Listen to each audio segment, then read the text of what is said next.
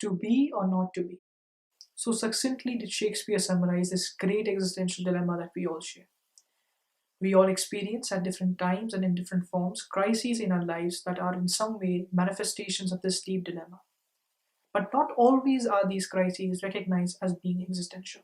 Hey YouTube, my name is Sameer. I am a student currently living in London. Welcome to my channel Khadim Nama and my first YouTube video. So in this video, I want to talk about one of the central dilemmas that I believe haunts every aspiring YouTuber, which is to make or not to make videos. So I will try to outline the ways in which I have tried to deal with this issue, and I hope you find this video helpful with your own life in some way or the other. If you do, please stick around for more videos as I'm just getting started. So I've been wanting to make YouTube videos for a while now. The idea possessed me, and I started to think about the logistics of making videos.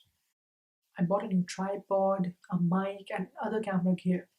My YouTube feed got cluttered with video making tutorials of various sorts. I said to myself that I needed to learn video editing, color grading, doing jump cuts, and other fancy tricks in order to make YouTube videos. But all of this initial zeal and excitement was soon to wither away. Countless days passed as I passively and passionately watched the same tutorials over and over again. My seemingly positive motives for watching these videos had morphed into something deeply insidious. Watching tutorials for me now had become a way to fantasize about my future.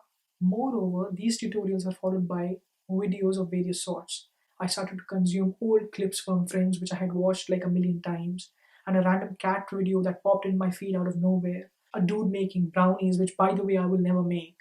By passively watching these videos, I was drowning myself into a sea of inaction. These videos had become a way for me to delay concrete action towards my goal of becoming a YouTuber. I was becoming a perfect member of my community, the community of passive consumers. We are an interesting people, you see, and we are everywhere. No religion today can boast of a bigger following than us. Like flies, we get stuck to the web, and like flies, we find it easier to stop struggling, to die of inaction. But the web is extremely sticky. The constant novelty it offers is like a drug for the mind. For every human fancy, there is something available online.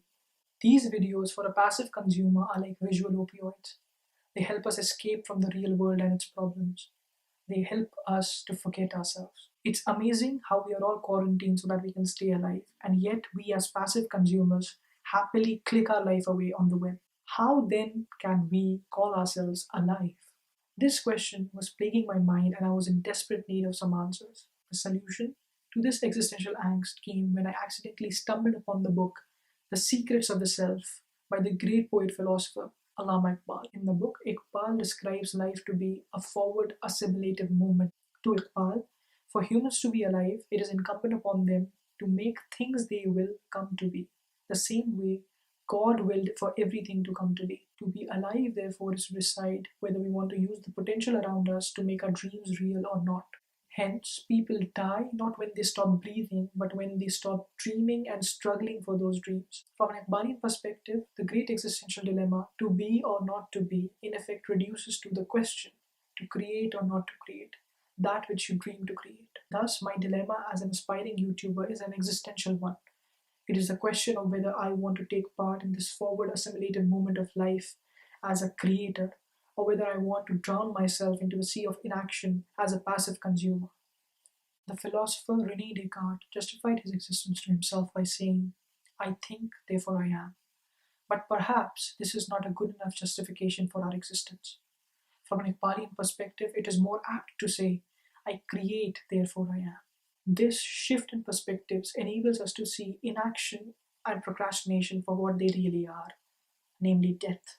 This paradigm shift was seminal in motivating me to take a more proactive approach towards my goals. Any action that is seemingly there to help me realize my potential, but which does not lead to any concrete, tangible movement towards my dream, is probably fueling escapism within me, and so I try to stay away from it.